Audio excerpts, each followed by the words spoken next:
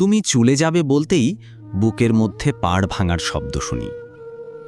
উঠে দাঁড়াতেই দুপুরের খুব গরম হাওয়া বয়। মার্সির কাঁচ ভাঙতে শুরু করে।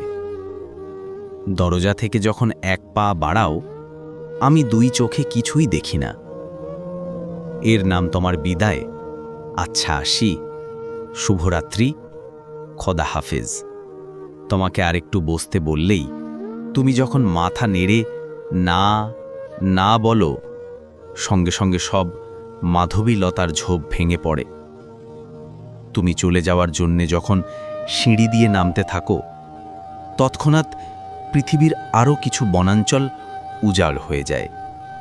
তুমি উঠোন পেরুলে আমি কেবল শূন্যতা শূন্যতা ছাড়া আর কিছুই দেখি না। আমার প্রিয় গ্রন্থগুলির সব পৃষ্ঠা কালো কালিতে ঢেকে যায়। অথচ চোখের আড়াল অর্থ কতটুকু যাওয়া, কত দূর যাওয়া। হয়তো নীলক্ষেত থেকে বনানী, ঢাকা থেকে ফ্রাঙ্কফুর্ট। তবু তুমি চলে যাবে বলতেই বুকের মধ্যে মোচড় দিয়ে ওঠে। সেই থেকে অবিরাম কেবল পাড় ভাঙার শব্দ শুনি, পাতা ঝরার শব্দ শুনি, আর কিছুই শুনি না।